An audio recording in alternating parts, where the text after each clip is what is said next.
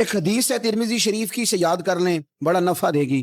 میرے نبی کریم علیہ السلام نے فرمایا اگر ساری دنیا مل کے بھی تیرا نقصان کرنا چاہے تو جب تک رب کی مشیت نہ ہو تیرا نقصان ہو نہیں سکتا۔ ختم ہو گئی بات، باہر آ جائیں اس چیز سے۔ اور فرمایا سارے زمانے کے لوگ مل کر تیرا نفع کرنا چاہیں تو جب تک اللہ نہ چاہے وہ تیرا کوئی نفع کر نہیں سکتے۔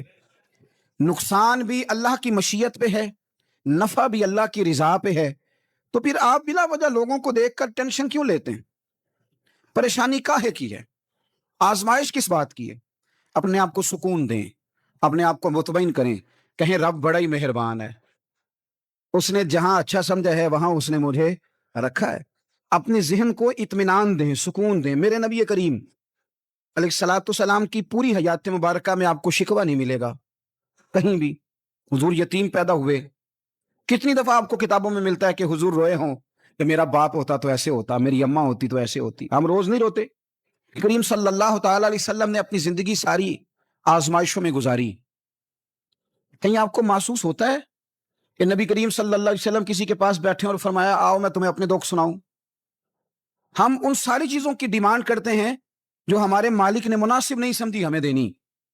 ہمیں اپنے آپ کو مطمئن کرنا چاہیے، سکون میں رکھنا چاہیے۔ الحمدللہ اللہ تبارک و تعالی جہاں جس کو چاہتا ہے وہاں اسے بٹھا دیا کرتا ہے۔ حضور کی ایک زوجہ محترمہ تھی تو ان کے ہاتھ ذرا لمبے تھے، مومنوں کی ماں۔ بعض خواتین نے ان سے کہا کہ لمبے ہاتھوں والی، ہم بنا لیتے ہیں نا یہ بھی بات کہ اس کا ناک موٹا ہے تو اس کی آنکھیں چھوٹی ہیں، تو اس کے کان بڑے ہیں تو اس کے ہاتھ کیسے ہیں، تو کہا لمبے ہاتھوں والی، تو وہ پریشان ہو گئی۔ نبی کریم علیہ السلام تشریف لائے، کیا ہوا؟ عرض کی یا رسول اللہ مجھے لمبے ہاتھوں والی کہتے ہیں۔ تو حضور فرمانے لگے یہ پریشان ہونے والی بات ہے کہ خوش ہونے والی بات؟ یا رسول اللہ کیا مطلب؟ فرمایا تو کہہ کہ رب نے لمبے ہاتھ اس لیے دیے ہیں تاکہ میں سخاوت زیادہ کر سکوں۔